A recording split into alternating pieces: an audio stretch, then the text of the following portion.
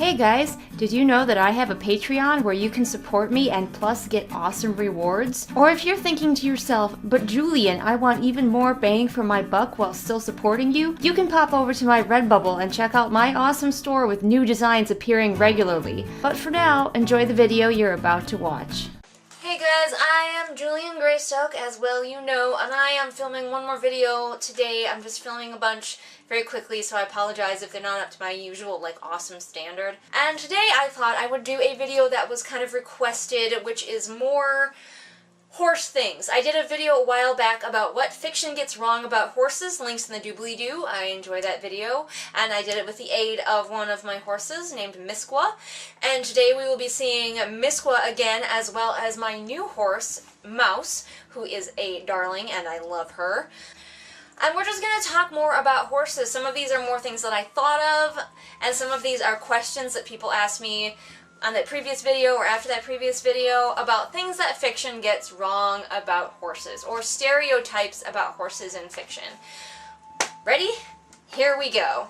The first one I have is the stereotype, the cliche of the horse that no one can ride / tame. That's always a popular one. The main character finds this horse that's completely wild and no one can ride it and no one can tame it. But the main character can, because for some reason this horse just bonds with them. And I can kind of tell you, at least in my first-hand experience, that that's not how life works. Now, horses definitely can come to bond with you, and some horses are picky about who they bond with. Like, for example, Misqua the horse. She tolerates me, but I will never be her person. She likes me well enough, but she doesn't love me. That's fine. She allows me to ride her, all that stuff. Now, Mouse and I have a really close relationship, and we've been working on that relationship. But does that mean that, no one else could ever ride Mouse and I was the only rider who could ever be suitable for her? Of course not. Are there horses out there that no one will ever be able to ride? Yes, that is definitely a thing. There are some horses that are just not suitable. They're just their personality or their attitudes, or perhaps they have an injury or something that is wrong that makes them unrideable. But there really isn't that special golden someone most of the time who's going to be able to come up and just tame that horse. The second thing is just another observation about horses, and that horses are situational. Oftentimes we think of horses if they can handle one thing, they'll be able to handle all aspects of that thing. If a horse will walk through a puddle, that means it'll walk through a stream. And that's really not true. Horses look at many things situationally, which is why it's so important that we desensitize them as much as possible. But just because you desensitize your horse in the yard doesn't mean that it's going to behave exactly the same once it gets out onto a trail. Horses can be afraid or made nervous by very strange things. They could be fine with a mailbox on their way down, but on the way back, because the mailbox looks different coming back, they might be afraid of it. It depends on the horse. So that's just a fun little tidbit for your writing to remember. Let's talk about horses and other animals. Horses can get along surprisingly well with a lot of other animals. Now, obviously, this depends on the personality of the horse. As I mentioned in the first video like this one, horses have a myriad of personalities. And so some of them might just be less friendly towards other animals than others, and of course desensitizing them towards other animals is a good idea. But horses can get along with pretty much anyone. Dogs, cats, chickens, ducks, goats, cows. Most of them are pretty down to be friends with just about any other animal. Now let's talk about how horses keep warm. Say you're writing your story and it's out in the cold and you're wondering, how do my horses stay nice and toasty?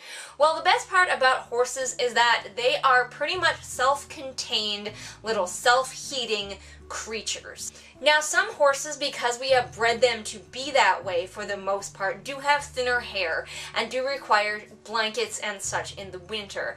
But especially if you're writing a fantasy story, odds are good that your horses are a little bit more rugged and therefore have these natural, very thick, fluffy winter coats that will protect them from the winter. As well as that, horses are very good at keeping their heat in. If you see horses standing out in a pasture and their backs are covered in snow, your first instinct might be, oh, those horses, they're so cold. But in reality, the horse is quite warm. The snow on its back is there because it's not melting. The horse isn't putting out any heat. All of the heat is staying nice and contained by their winter coat. Horses also heat themselves. Their digestive system acts as a heating unit within their body, so as long as a horse has plenty of food, they are much better at keeping themselves warm. If they're digesting, they're heating their body. So the key component in your story of your horses staying warm in their wintry environment is to make sure that their human friends have brought them plenty of grain to eat. The next thing to talk about is the right tack for the job. There is a lot of different tack out there, a myriad of different styles of horseback riding and different tack to suit it. I am not the right person to ask about tack, unfortunately. I do not ride with a saddle. I have not ridden with a saddle most of my life. I've been pretty much exclusively bareback. And it's just what I prefer. So if you are interested in writing, say, a fantasy story or even a contemporary about horses, doing your research about what kind of tack they would be wearing in that time period or for that task is a good idea. If you look at even simply the difference between a Western saddle and an English saddle, a Western saddle is meant to be ridden on all day for extended periods of time. It's big, it's sort of the recliner of saddles. It's got the big saddle horn for you to attach your lasso to and all of that, versus an English saddle, which is used for very different things from what a Western saddle was designed to be used for. So I recommend you do your research. Unfortunately, I'm not as helpful with that. I apologize. It's just not my area of expertise. Someone asked in my previous video, riding all day, what's that like?